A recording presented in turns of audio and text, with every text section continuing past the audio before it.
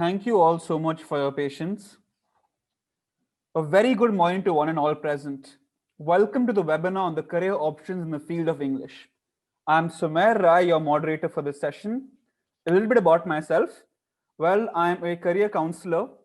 I did my undergraduation from Christ University, Bangalore. I did a BBA in psychology and human resources, post which I did my certification program from the International Association of Applied Psychology. We have been at Compass for the past 3 years. We've been running Compass for the past 3 years. What is our aim at Compass? Well, our aim is to simply give students industry exposure, connect them with industry mentors, give them a feel of what the ground realities of different careers are like, and make them explore different career options. Today, we have with us a very special guest, Ms. Kiren Rai, MA, BA, MPhil in English. Kiren was born and brought up in Uganda, East Africa. She migrated to India in her early teens. For the first part of her career, she worked as a newspaper reporter, a college lecturer, a media relations specialist, and an e-content writer. Kiren has authored 2 books, one being The Sacred Indian Tarot. The Sacred Indian Tarot is a beautiful hand-painted deck on Indian tarot cards for the first time ever. The deck contains 22 major arcana cards combining the traditional elements of tarot with a rich tapestry of Indian mythology and culture. It's a really good book. Please do check it out. Her second book, Humanity Ping Me Now, which she recently finished, is a light-hearted fiction on the digital world of online dating. Ms. Rai, thank you so much for joining us this morning. Before we begin our online interaction with our expert mentor, we're going to have a small session, a small PowerPoint presentation, where I'm going to take you through the different career options in the field of English and a few degrees you can pursue if you're interested in the English language. So without further ado, I'll share my screen and we can start off with the presentation. I hope it's visible to all. Perfect. So before we start off, I want you guys to tell me who these personalities are. Jack Ma. Anybody familiar with Jack Ma?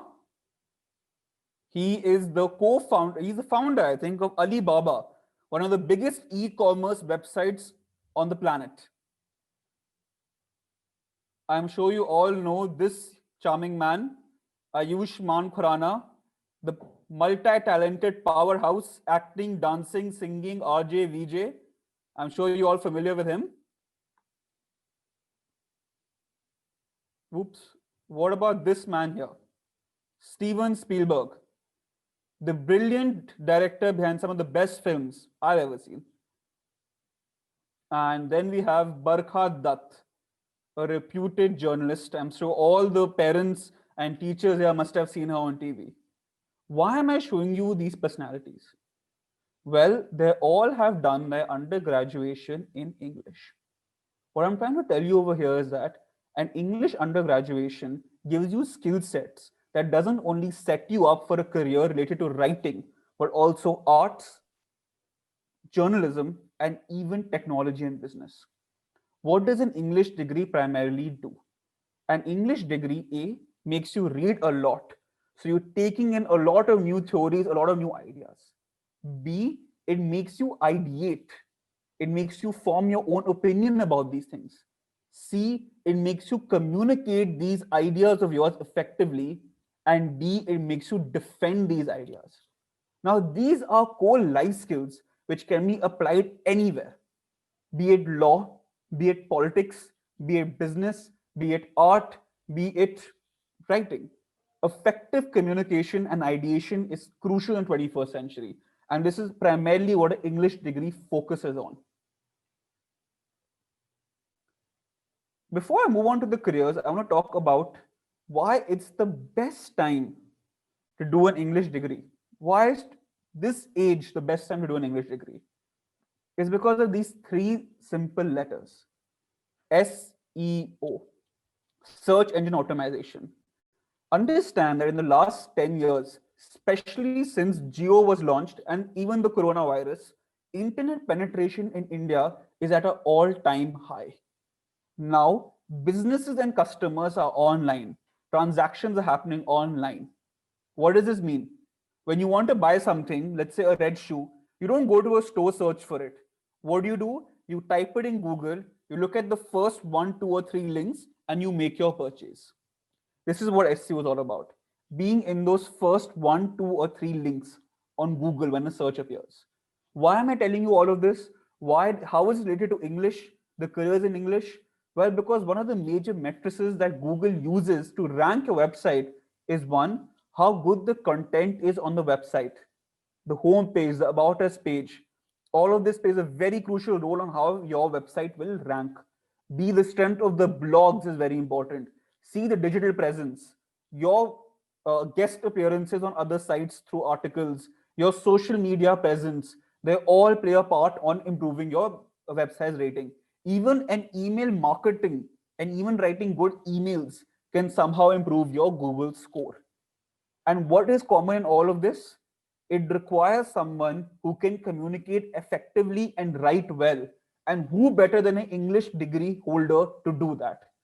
So it's a really good time to get into English. It's a really good time where writing skills and communication skills are highly valued.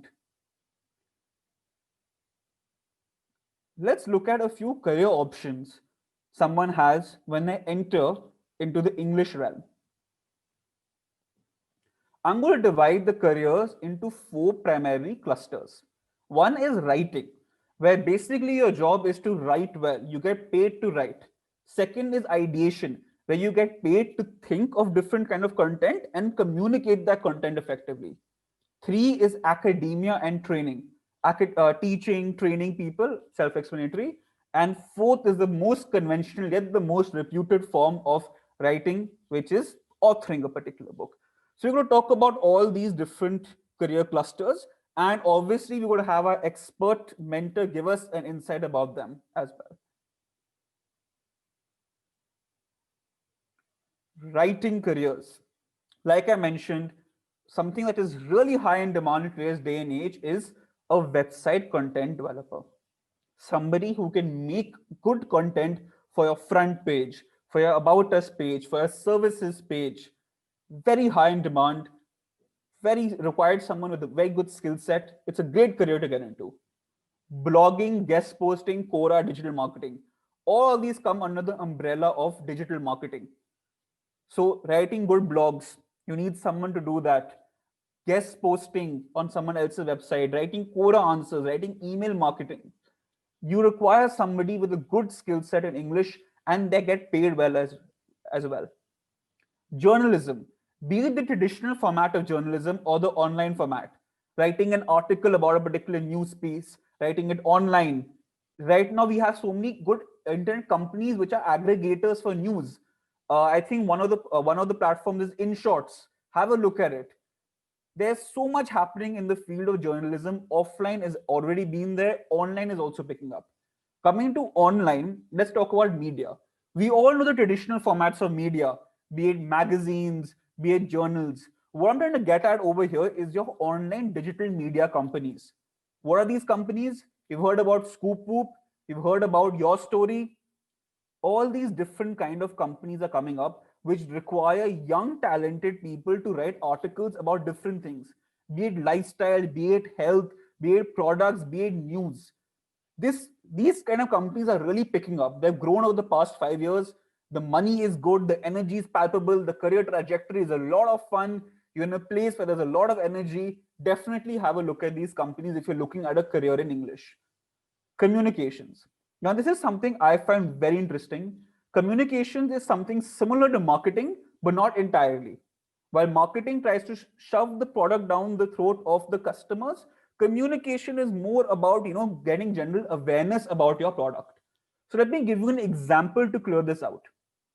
Suppose you're a communications writer at, let's say, a Maruti Suzuki, and they're launching a new car. I'm very bad with names, so let's say they're launching, let's say, a Apple. That's a new name of their car. Now, the marketing team of Maruti Suzuki will be having many brand launches for Apple across different cities: Jaipur, Delhi, Hyderabad, Mumbai. As a communications team, your job is not to write about Apple. It's about writing about the car and the different launches that are going to happen. So you understand the difference? While marketing is writing about the product, communication is writing about what the product is doing, the launches the product is happening, how good the product is, how happy customers are with the product. So that is the difference between communication and marketing. When you work in a communications team, you write an article or you write a press release or you write a communique and you forward them to journalists, hoping they publish it in the newspapers. So this is also a really interesting field. It goes hand in hand with public relations. Let's move on to the careers that require good ideation. What do I mean by ideation? What I mean by ideation is somebody who can think well, develop good content, and communicate that effectively. It doesn't have to be through written material, it could be audio, visual, anything. So, marketing, advertising, social media, we all know about these three, how they're booming, especially social media. It's a great place to be. Movies and television. You can write, with the English degree, you'll be able to write a very good screenplay. You'll be able to even direct movies very well because it's all about effective communication, telling a good story. You can take up multiple roles in the whole industry of TV and movies. Similarly, with radio, you can either write a show which a RJ would perform. You can even be an RJ yourself. Content development, different kind of content for different companies you can do. Ideate about the content, not necessarily write it, not only written articles, but even video, audio, all of that. And even English majors have a knack for design and art. So it's all interlinked. English major is all about creating good ideas and communicating them. It doesn't just have to be written material. It could be any sort of means of communication. All mass comm careers, all the careers related to mass comm are very much open for an English major.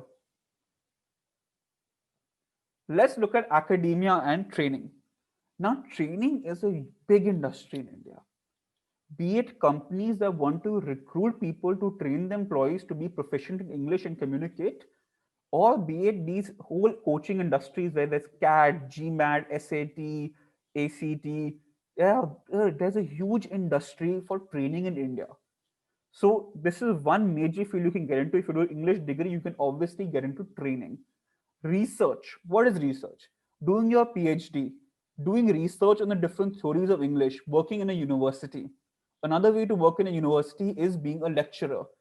So we're going to talk about this whole research and lecturing aspect with our guest, Kiren Rai. She will be knowing much more about that. She's been a lecturer herself. And for all the teachers who are present in the webinar, school teaching. You know how rewarding this career is, being a school teacher, interacting with the young minds. With an English degree, you can get into school teaching eventually. Authoring. Well, the most noble pursuit for an English major is writing their own book and publishing it. So we're going to talk about this whole journey of what it's like to write your own book, what it's like to find publishers, publishing that whole book. We're going to talk about this with our guest. Ghostwriting. This is one career which I want to introduce to all of you today. What happens many times is that people have a good idea for a book, but they don't have it in them to implement that idea. Their command over the English language isn't so strong that they can write a book that gives justice to the idea. So what do? They hire somebody to help them write the book. So this person writes the book, paraphrases everything, does everything for them, and then but the author is the person who's paid them. So ghostwriting is primarily writing a book for somebody else and getting paid for it. Similarly, there's editing where you can edit somebody else's book. There are many things like researchers, proofreaders. We'll be going over this with our guest speaker. Now let's talk about education. What are the different degrees you can pursue if you are interested in English? Well, if you're a school student, I would say go for a Bachelors of Art English. These are a few prominent colleges you can go to. Delhi University, there's so many good colleges in Delhi University. Stephens, Hindu, LSR, Christ Universities, St. Xavier's College, Symbiosis College of Arts and Commerce, St. Joseph's College. They are all very good colleges with great English departments in them. Most of the time, these colleges have either a merit-based entrance, which is that based on your 12th grade marks you get in, or there's a separate entrance exam for the same. If you would like some more information, feel free to reach out to the Compass team. We can definitely conduct a counseling session for you as well.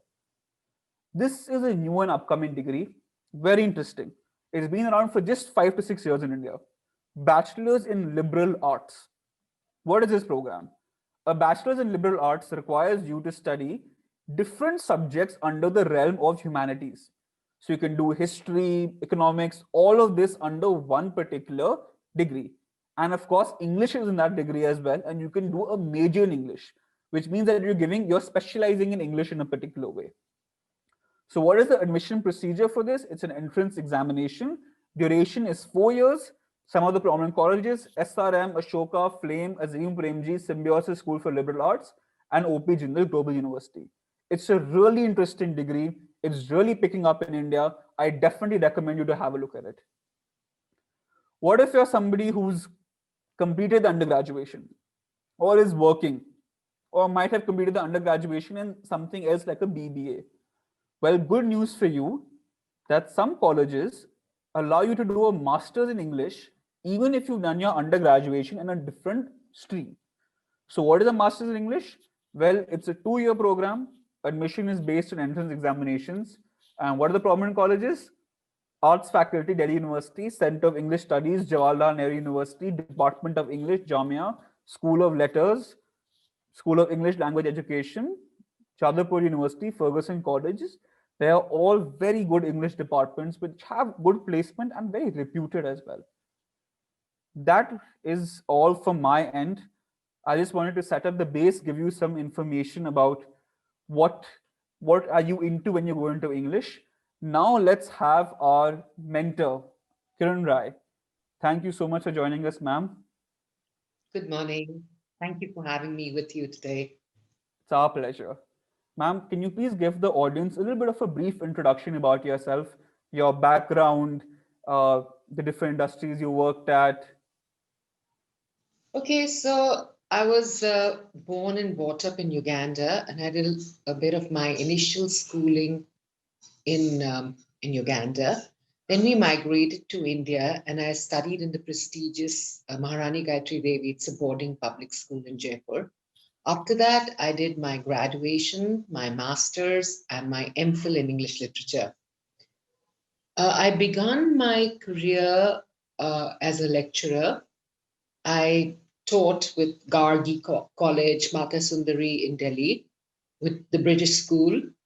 And thereafter, I went into public relations and I began my career as a public relation executive with Mudra and then went on to work with enterprise.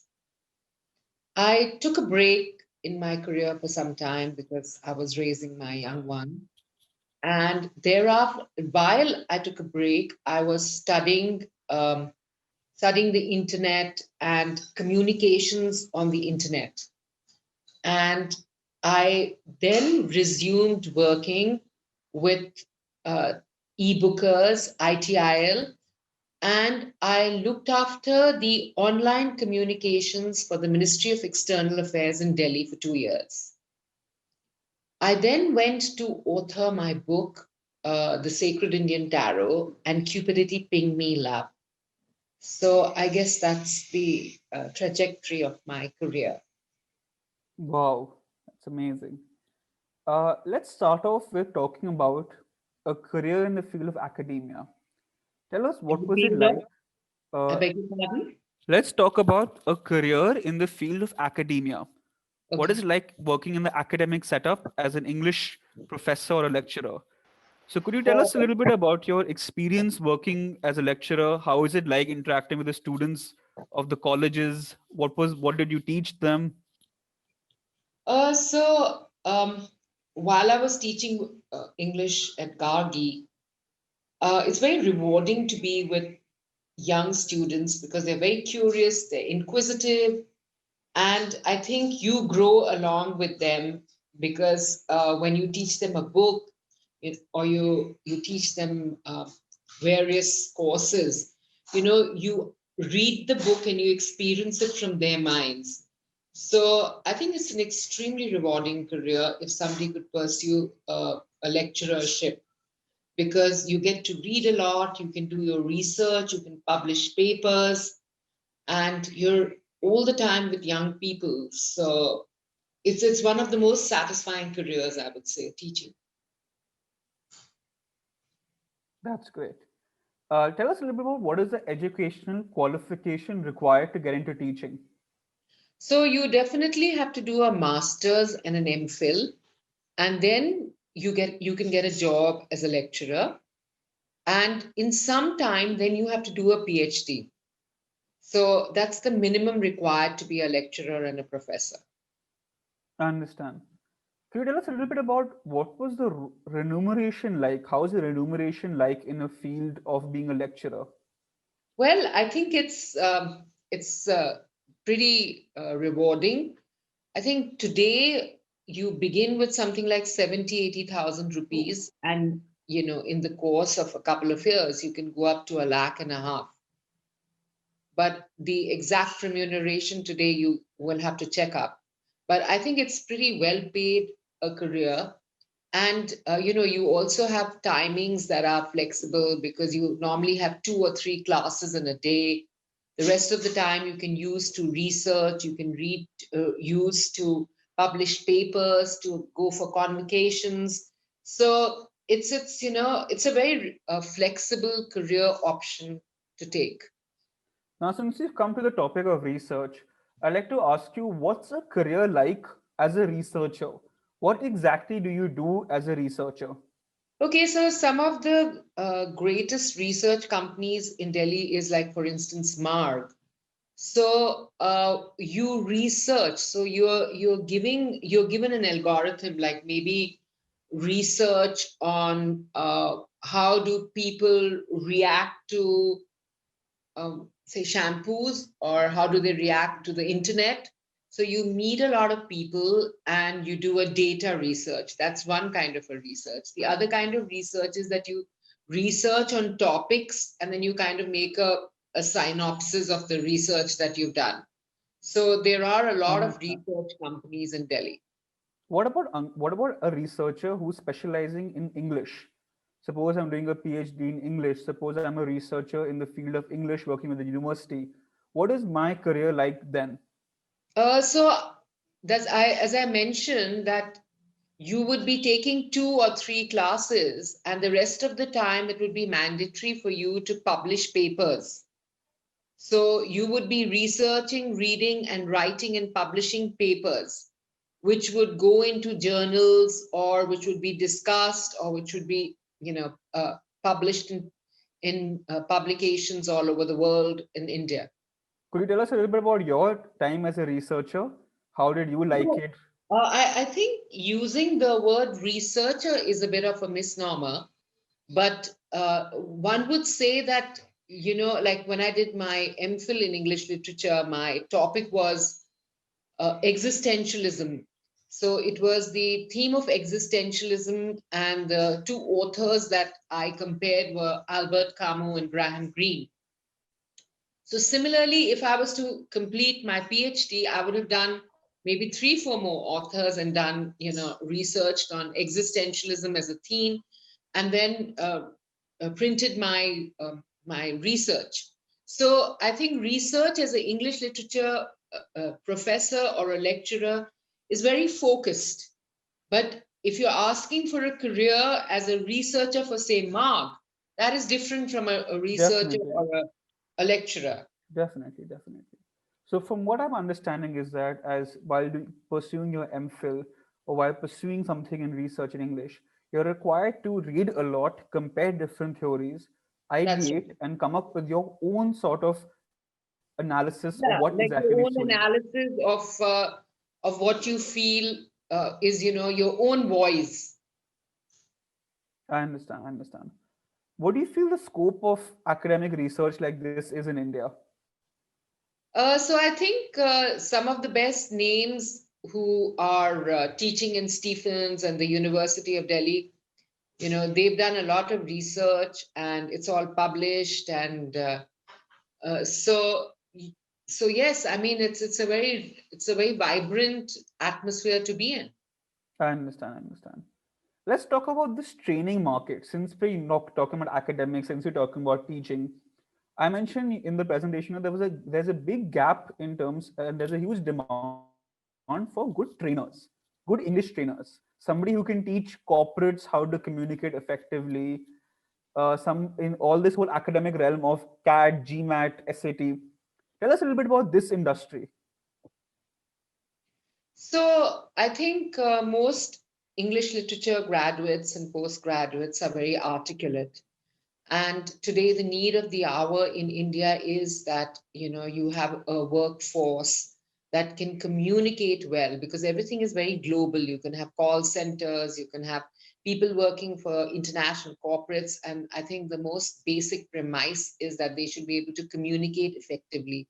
So yes, somebody who can speak well and who can write well, for them, a career as a trainer is extremely viable. I understand. I understand. Let's move on to your corporate experience. Let's talk Yeah, about that. So you mentioned you work with in public relations and yeah, advertising. So could you tell yeah. us a little bit about what was it like working in the public relation and communication domain? What was your role? Okay, What is the so kind of work one can expect? yeah, so you see, working in the communications field in advertising and public relations, every company has a story to tell. And how effectively you can communicate the story to the world is how successful you will be as a brand. So working for an advertising company is building up the story, making the brand appealing, making it irresistible, and putting it forth. Public relations is for big companies. You need to, they face specific issues which need to be brought out to the world. And both communications is all about bringing out and highlighting the good points of the company, so that, and kind of also effacing the negative aspects, or if they're in some kind of a crisis or a turmoil. So basically, communications is all about that, corporate communications. So you have to it's very helpful to be a reader, because you do have to pitch, like in a public relations company. When you go, you have to pitch to companies and tell them that these are the issues that you're facing, and this is how you can eliminate it, this is how you can build your brand presence. And you have to communicate with journalists, you have to give them a lot of material about what the company is doing. So it could be launches, it could be social outreach programs, it could be the very essence of the brand, it could be the policies that the company is following. So it's the vision that the company is following. So you've got to write that out and give it to journalists and convey the message to them effectively. So that is public relations. So it's basically Today, it's an integral part of every big corporate company to be able to communicate effectively to the world at large. And that's when, for me, a degree in English literature was very helpful. Also, it's a very exciting career, because you're meeting people from, the top-notch companies, you're meeting the CEOs, and you know what's happening in the world, you know what's happening in the corporate world. So it's a very exciting career, public relations and advertising. could you tell us a little bit about your time working in a public relations company and your time working in advertising? Yeah, so I think today advertising is more pret-a-porter. It means it's more mass. And but in my times, it was each advertising company had its own flavor, and it was really the most exciting time to work in advertising and public relations. The best brains came to advertising and public relations, and we so I think for me that was one of the most exciting and phenomenal times of my career. And some of the accounts that I handled were Air India, Department of Tourism, Leela Kempinski. Then there was a sports company called ING, and Bill. So the kind of companies that I interacted with, worked for them, worked on their corporate communications. The vastness of the exposure was really, really rewarding for me. I understand. Could you tell us a little bit about your role in advertising? What did you do in advertising, and how did an English degree help you to do that? So I think in advertising, what happens is that you need to, in the creative writing, I think English literature is of a lot of help over there because you have to put the vision of the company in say 3 or 4 lines, and you need brevity, you need to be precise, you need to have wit, and you need to be different. So a degree in, when you, if you're clever with words, if you're a wordsmith, then you could make an excellent copywriter. So that is where a degree of in English literature is of great help. I understand. For those who don't know, could you just tell us a little bit about what is it like being a copywriter? Well, like for instance, if you are promoting, say, this is lying in front of me, these are SPL speakers. So if you have to put this as a copywriting, you've got to write about it. So you would have a great visual, and you could, I mean, I'm just getting it off the cuff. You would probably put it in a deaf man's ear. You've got to kind of say that this is the best speaker because even a deaf man can hear beautifully. So, you've got to create an idea and you've got to communicate it. And so I think that a copywriter can do that very well because not only can he put it across briefly and succinctly, but it's also a little bit of ideation that what would be the best way to communicate it to the reader, the target audience. So, there's also a lot of research. You would see that who are the people who are using speakers. I'm just taking this as an example, but you would suss out your target audience. You would understand their habits. You would understand their consumer habits, and effectively, then you would make a campaign so that you could reach out to them and to sell to your target audience. So that is what advertising is all about. So, researching about the product, coming up with a good idea, and Yeah, then communicating it effectively. yeah, I understand. I know that, back when you started working in the early 2000s, it was the dot com bubble and yeah. internet companies were coming up. There was a huge That's demand right. for content writers, That's something right. similar to what is happening right now, where we're living in the startup age where so many different companies are coming up. So tell us a little bit about what is it like being a website content developer? Tell us about this industry.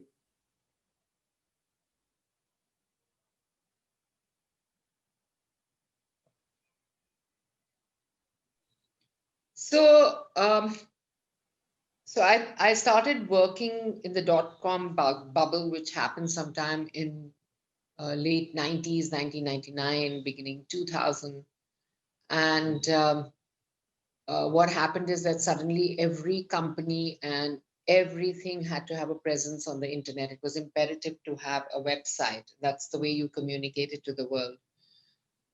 So I first, of course, I did a course in internet and internet communication, understanding the working of the internet. And thereafter, my first assignment was with a company called Magic Software, and where I learned the nuts and the bobs of the business.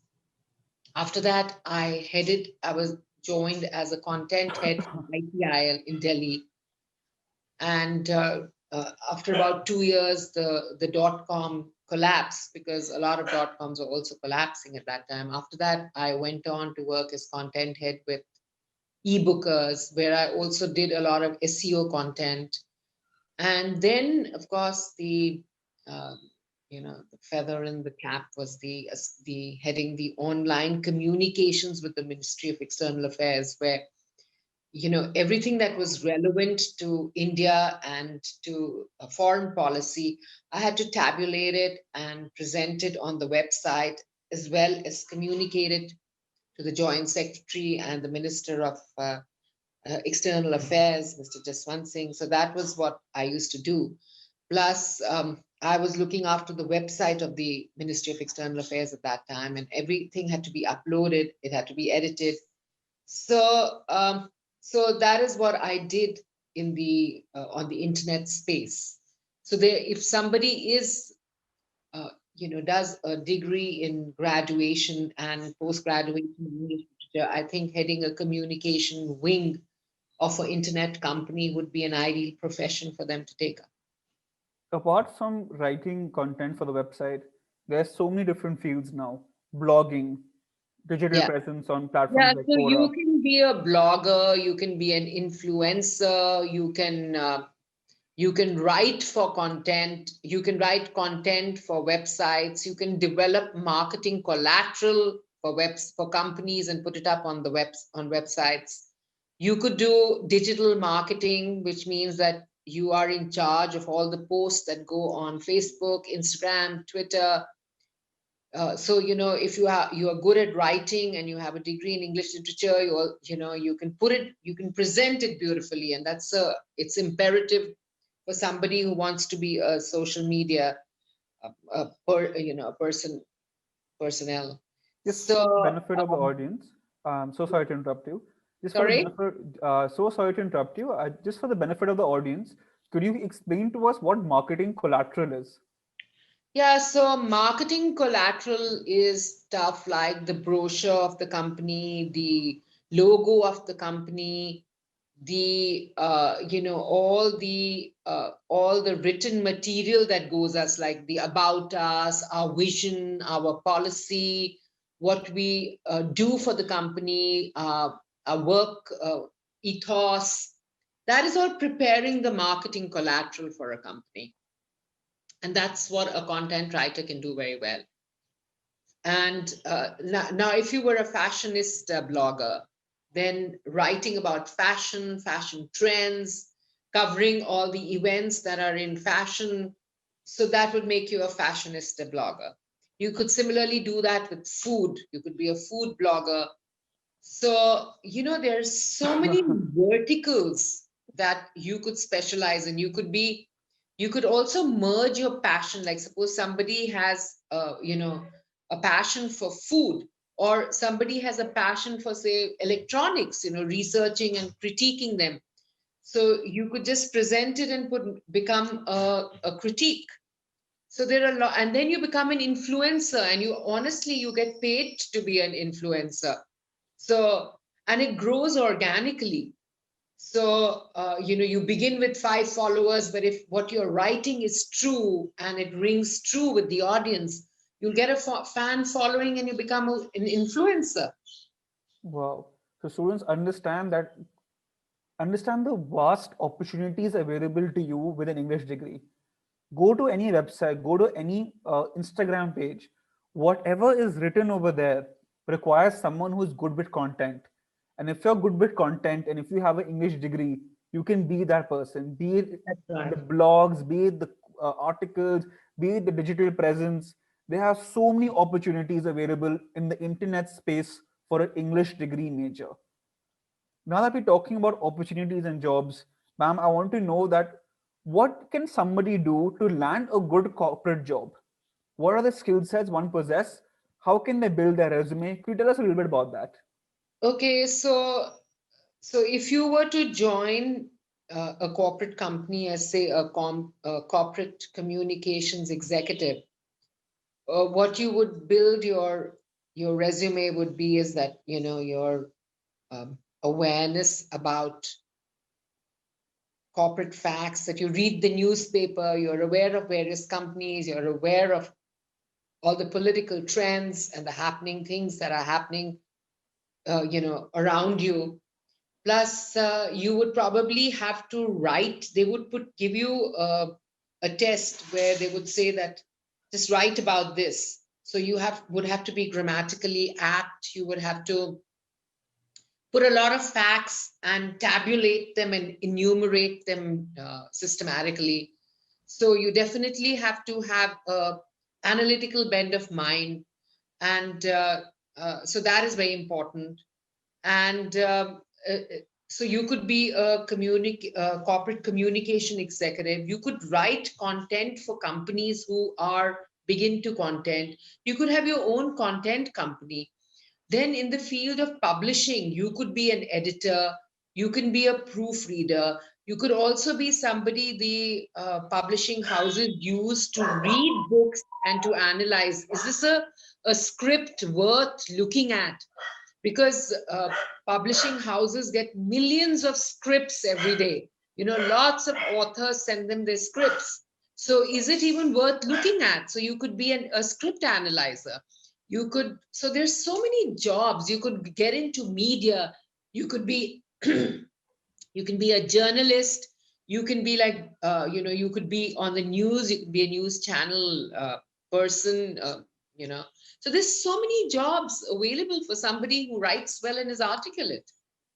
So I think to get into these industries, the core competencies you must have is A, being up to date with everything, being informed about what's happening in the news, being informed about the different things about the world, just being up to date, being well read, and being able to A, communicate that effectively and have a good grasp over the English language.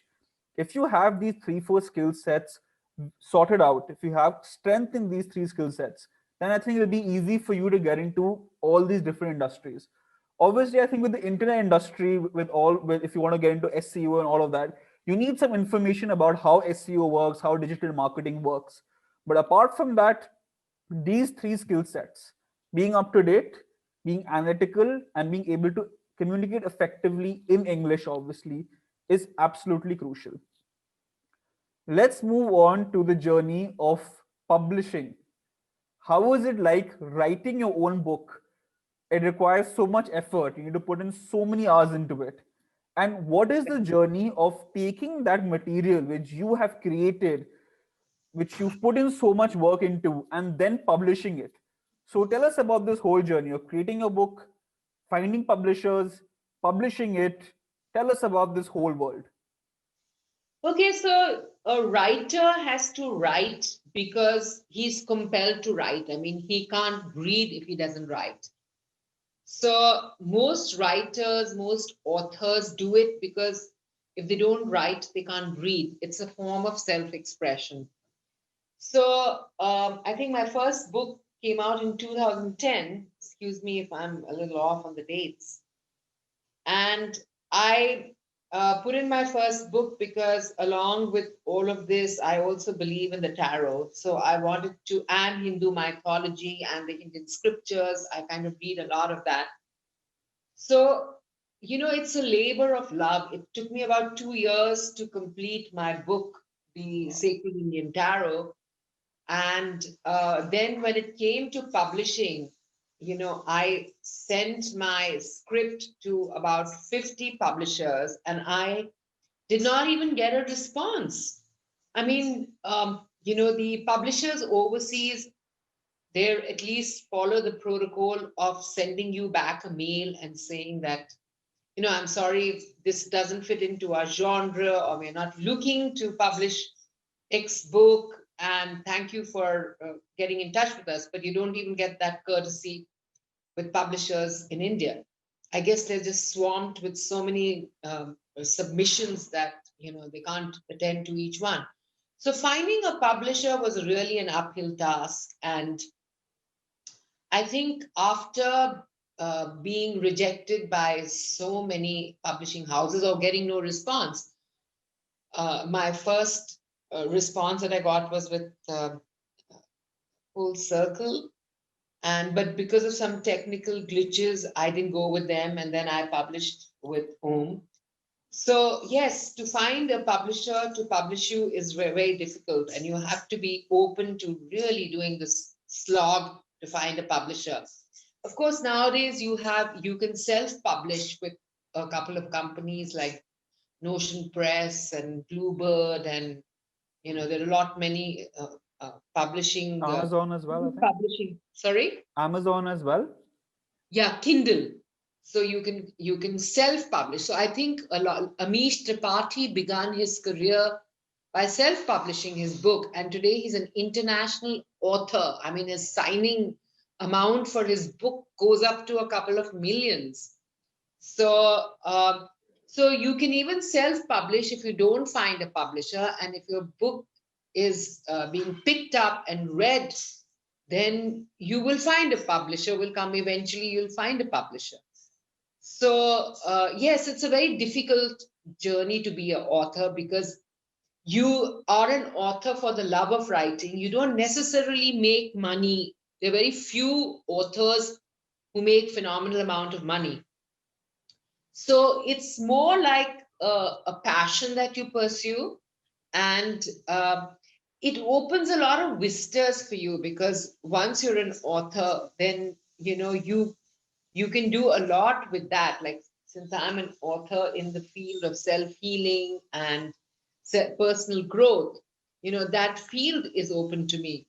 But being an author is more for the love of the written word than for making money. I understand. And today you also have literary agents who help you find a publisher. So it is becoming easier because you go to make you sign a contract with a literary agent who will then find you a publisher. Because it's very difficult for a creative person to also create and write and to look for a publisher. So luckily you do have literary agents who take on that job for you. Just for the benefit of the audience, ma'am, I'd like you to tell us what exactly does an author do? What exactly does a publisher do? How does a publisher add value to the written material by the author? What is the job of a publisher? So, the author writes the manuscript and he creates the book. The publisher prints it. Now, why it's important to go to a publisher is because the publisher gets you a ISBN number and he also prints the book. I mean, as an author, where will you print and stock the books and who will you sell it to? So, a publisher, they print the book, they have access to the best printing presses in the world. I mean, my book was published in Singapore because of the artwork. So the publisher will publish the book for you, which entails printing the hard copy. They get you an ISBN number, which means that you can sell it. You can sell it on Flipkart. You can sell it, which of course they do. Plus, they give you a distributional network. So most publishing houses, they have an amazing distribution in all over the country. Like for instance, Penguin, Om, they have shops and they supply a book to the entire country. In fact, my book also sells internationally. So they have a distribution network which allows your book to sell. So it's a regimented system which helps the author sell their book. But the publishing houses take the entire revenue generated out of an author's book, and you are on a royalty. So they do all the work, the printing, the selling, the distribution, the delivery, the courier, everything. Like if you order a book on Amazon, it's the responsibility of the publisher through his distribution network to reach it to the reader.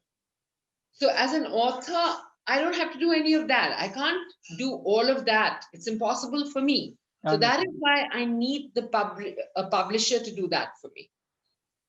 And I'm sure we have so many young authors in today's day and age who are aspiring authors. They're 13, 14. Some of them are also graduated college. Tell us about what is the journey like of finding a publisher. What do you do to find a publisher?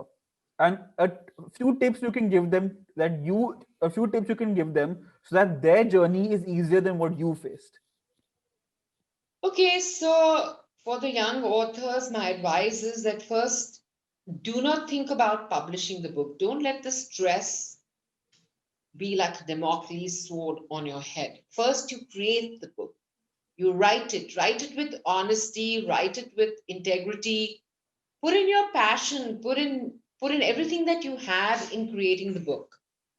So first is the incubation period.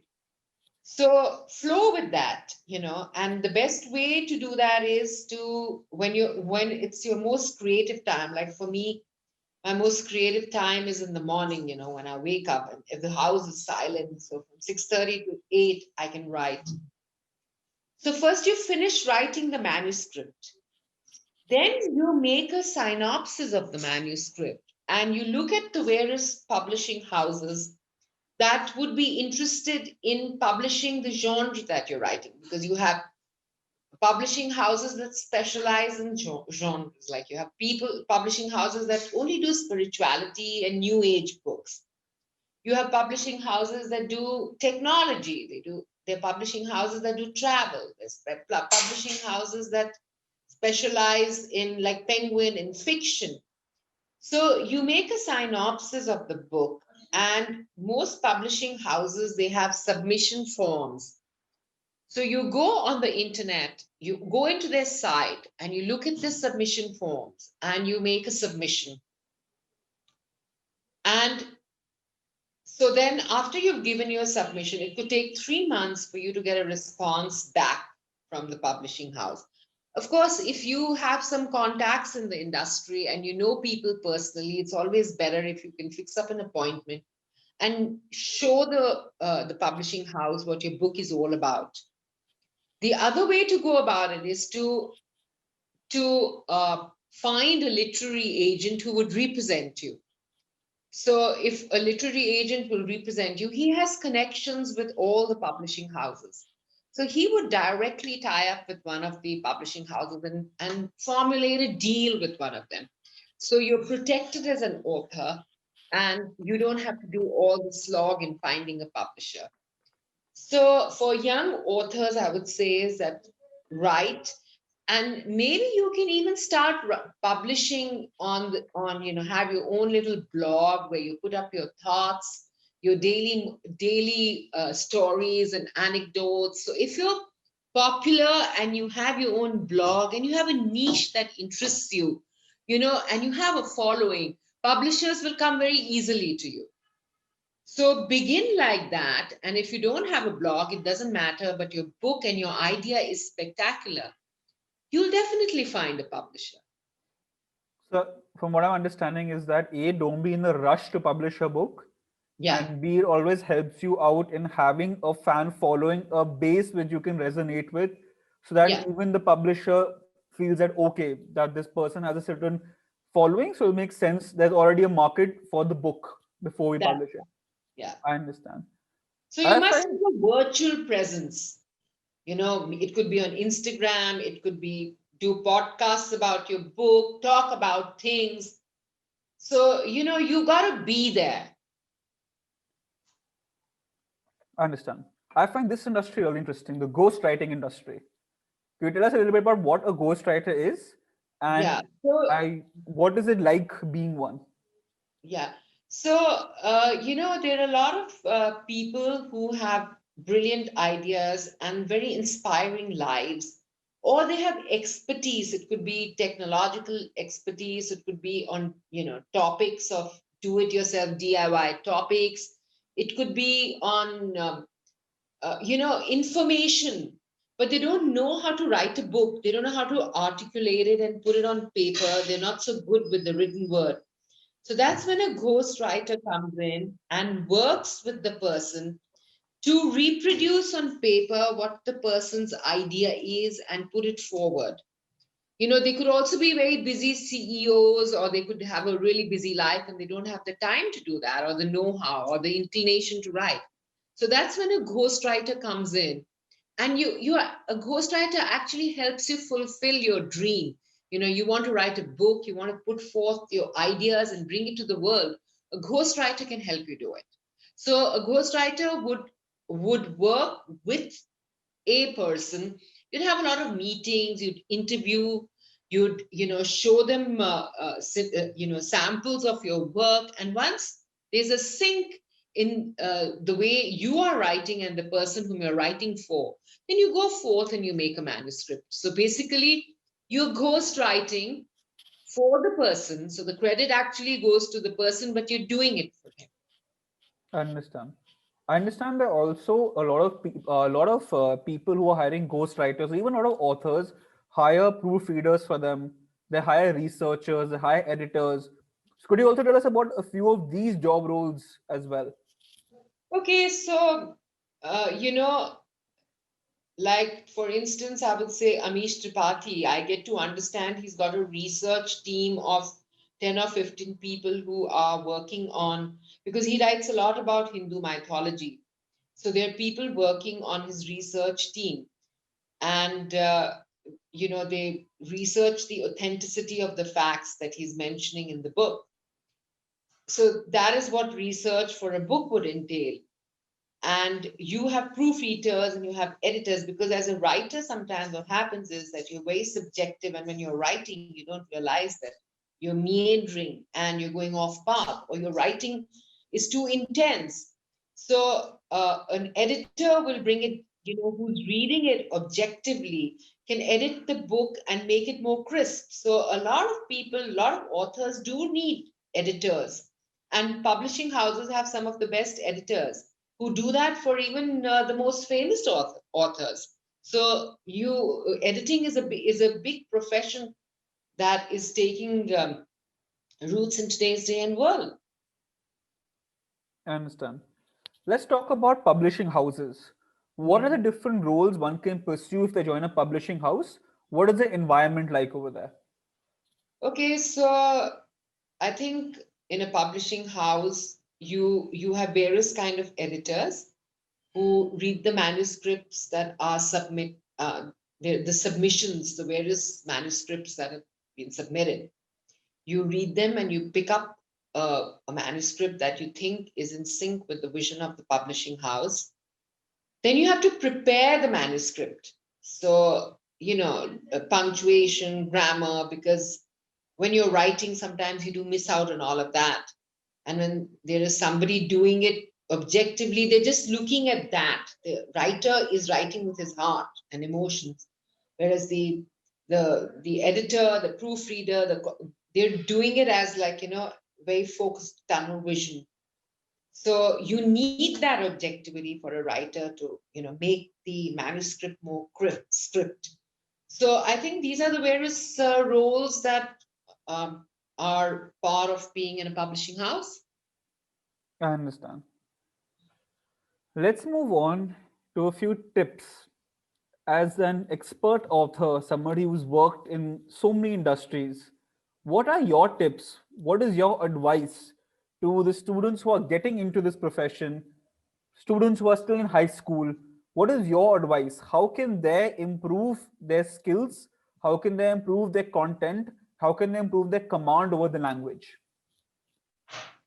So I think writing is a flair. It's intrinsic. You have it within you, but you can always improve your writing skills by writing. Keep on writing, and you get better. And you have some excellent writing schools overseas.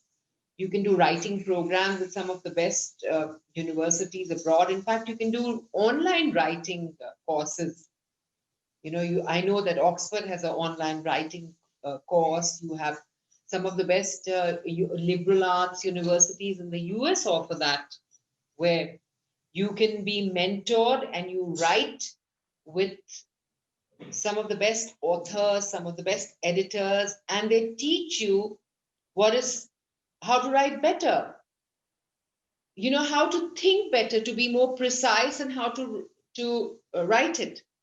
So I think somebody who wants to get into the field of writing, you just keep practicing and it becomes better and better. Any books you would like to recommend to our students over here? Well, I mean, as a reader, I have a huge list of reading books. I'd have to just go into that and tell you what are the best books that I would recommend. No, But sure. um, let me just tell you which is the best, if I can.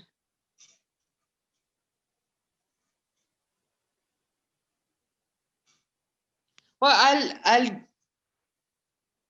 I'll do something. I'll post the list of some of the best books that I've read in my life. and I'll send Definitely. you the names because there's so many, but my most favorite ones, I will think about it and put it together and send it across. Definitely. We'll email it to all our participants for sure. Okay. I want to talk about how being in the English industry, being in the industry of content creation, PR, being an author has opened up so many avenues for you. What we haven't spoken about till now is how you got into art curation.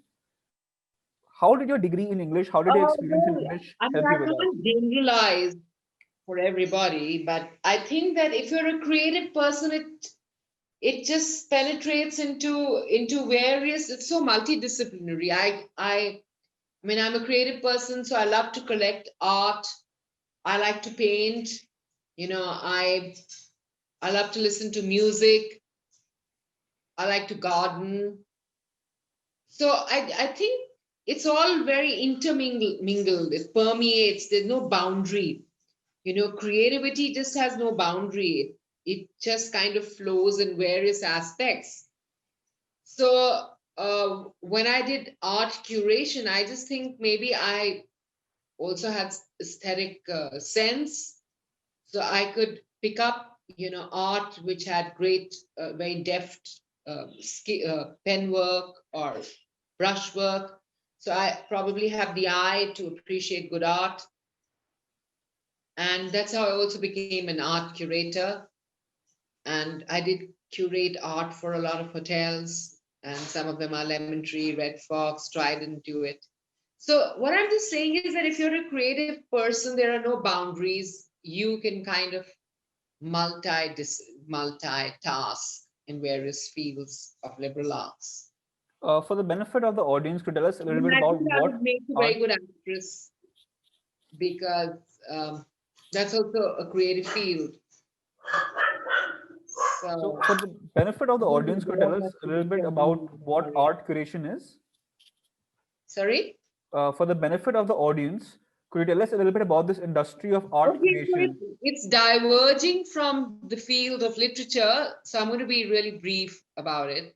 But art curation is where you know all the upcoming artists in the country, and you for institutions, for hotels, you curate art. Means you pick up the best art, and you because people most people don't know how to value art, and art today is valued at a very big, at a high. I mean, you have some of the masters with sell for astronomical amounts.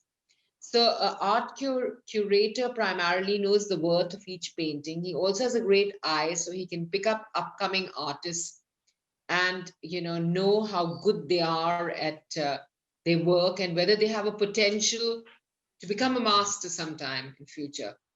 And so you can curate a theme, you can art theme, you can curate a place with, you go to a hotel and you say, okay, the lobby can be in a certain way, the public areas will be in a certain way, the restaurants can be in a certain way, and these are the upcoming artists who would be great in sync with the theme and the aesthetics of the hotel. So that's what an art curator is in short. Wow. Okay. Another field which you ventured out into was tarot card reading. Could you tell us a little bit about this and Well, how?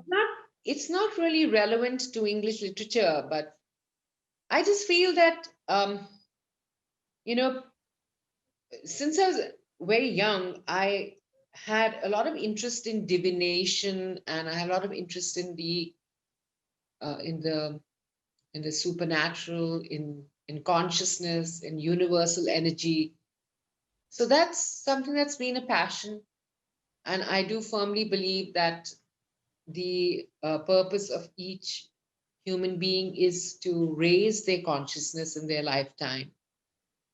So, for that, I have a deep interest in Hindu mythology, in the scriptures. I do read a lot of scriptures right now. I'm studying the Vedanta with a teacher, and I have read a lot of other religious scriptures, which I'm not religious, but I do like to understand what all these scriptures are all about. So, tarot is just a way of connecting with the universe. and using them as guides to help people find themselves for personal growth as spiritual guides. So that's it. I understand. Ma'am, thank you so much for joining us. It was an absolute pleasure having you. I Any wish all you youngsters a brilliant future. It's a great time to be living because the opportunities are immense and the plethora of choices is incredible. So go live your life and all the best. And I hope that you make the best of your life and your opportunities that are available. We'll have a short question and answer session with the audience. Right Any now? questions? Yes. Okay. Any questions?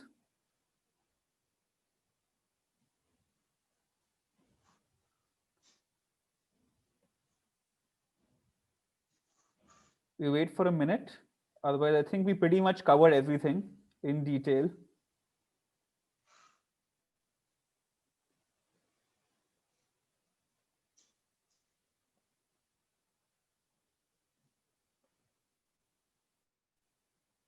Okay. So one question we have is that how do you develop your English speaking skills in school? What activities can one person do to Okay, develop that? so that's a good question. So I would say that you should listen to BBC because BBC is like the universal lingua franca, speak the English that's acceptable to the entire world. You know, you have an American accent, you have a French accent, and you have a Indian accent, and you have a whatever. But BBC is, I would say, it's the norm in English speaking. So listen to a lot of BBC and emulate them. You know, also maybe what you can do is that when you go on to Google, there's a way you can listen to a word spoken. If you look for a meaning of a word, you have like a mic and if you click on that, you get the audio for how you speak that word. So maybe you can, wherever you are stuck, you should go on that and clean up your pronunciation. And once you've understood, you have the phonetic explanation of the pronunciation. So correct yourself and listen to a lot of I would say, you even if you see movies on Netflix, like The Crown and Henry VIII, and I can never ever give names when somebody asks me, but you have a whole lot of historical serials and I don't know which ones I've seen, but listen to them and kind of listen to the way they speak, the way they roll their tongue, the way they hold their mouth, the way the vowels, like most of us make a mistake with Indians say V and W wrong. So, you know, pay attention to all of that. And then you can probably, in front of a mirror, speak out. So listen, absorb, emulate, and try and make that as the benchmark of speaking good English. We have another really interesting question, Yeah.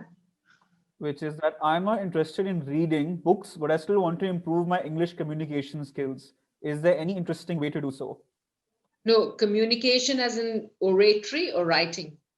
How about we can talk about both?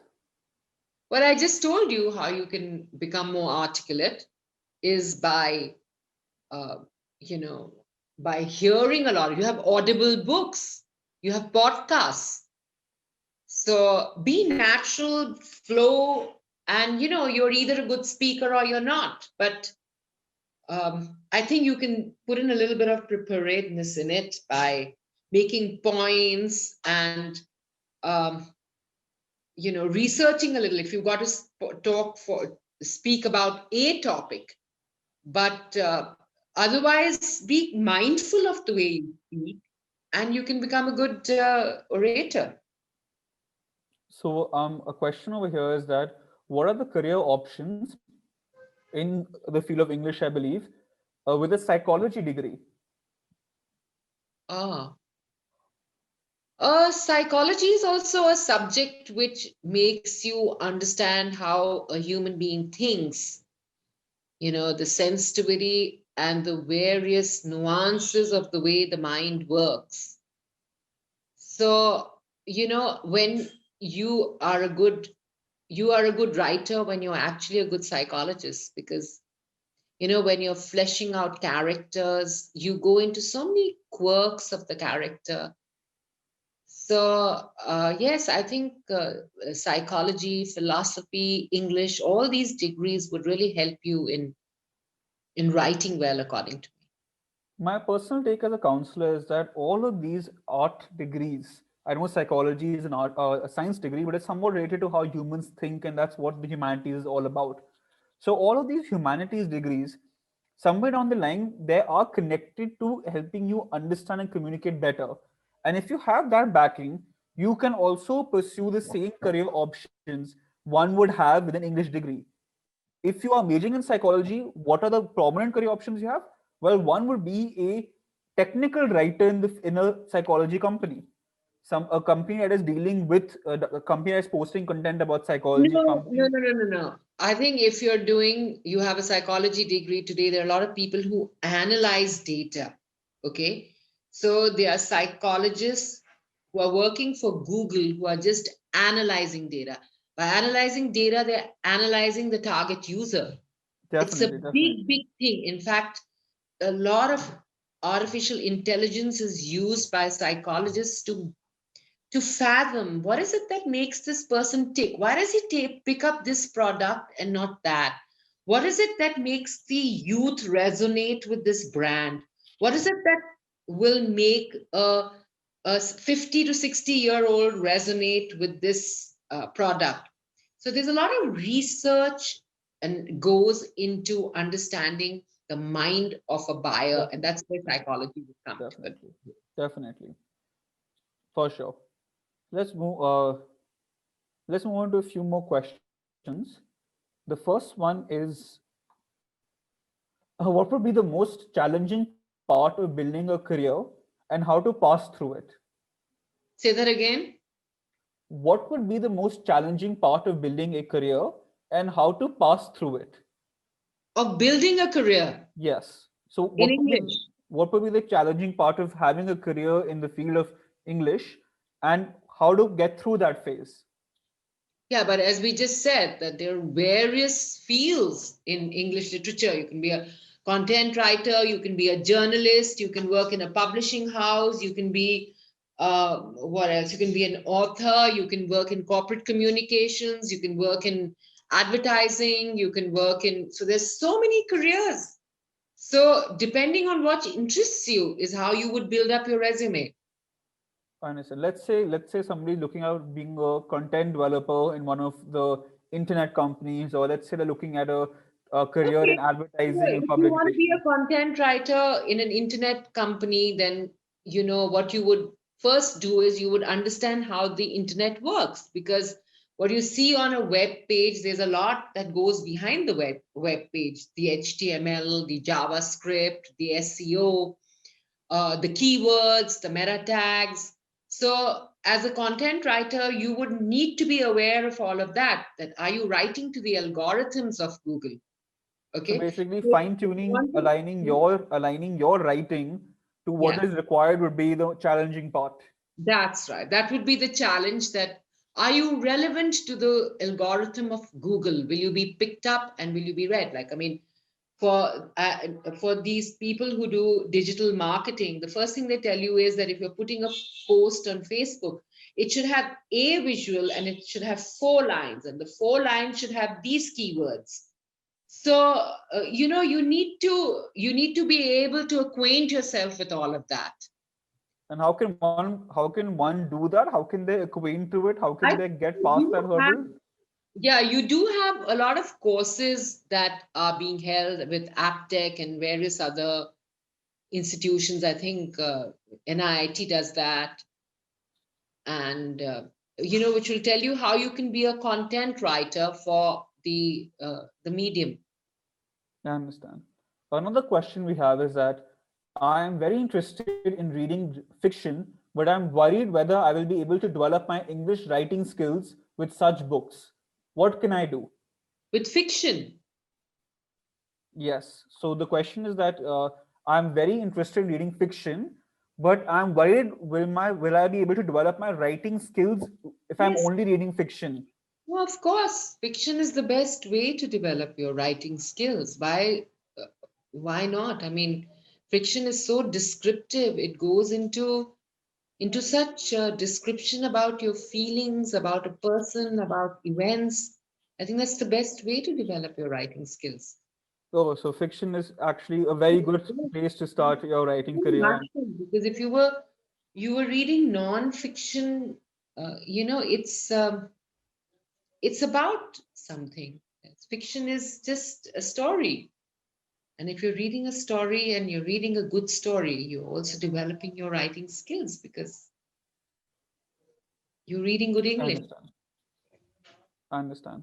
One last question I'll ask you is that we have so many budding writers over there, but you have that initial shyness of posting your content for the first time publicly. Could you tell us a little bit about how did you get over that? And what would you recommend the writers who are facing that hurdle, that barrier of shyness to put their work out there? Uh, you have to have belief in your writing. If you have belief in what you're writing, you won't be shy. You want to share it. You want to, because you're so proud of what you've written that you only write because you believe in it, and you believe that by writing and putting it in words, you're sharing it and contributing to making somebody else's life richer.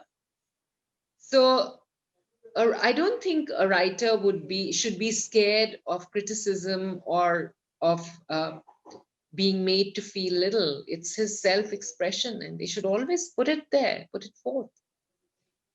So, having a belief in yourself and going back to the reason why you wrote what you wrote That's is right. something that Yeah. could. I think that's a great place so we can have our closing remarks.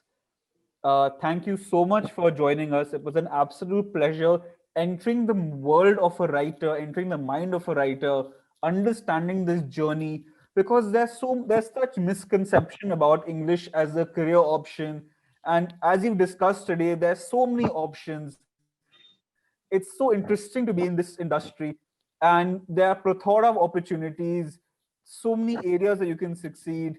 And thank you so much for bringing that out. Thank you so much for having this interaction with our audience. It was an It's been a absolute pleasure pleasure having you. interacting with you. Thank you so much. Thank you. Thank you so much. That'll be all from us. If you're interested in having a career counseling session, understanding more about the career opportunities in English, understanding more how to apply for these courses, feel free to reach out to us. It was a pleasure having you. Thank you so much for joining us. That'll be Thank you all so from our much. side. Thank you so much. Signing off, Team Compass.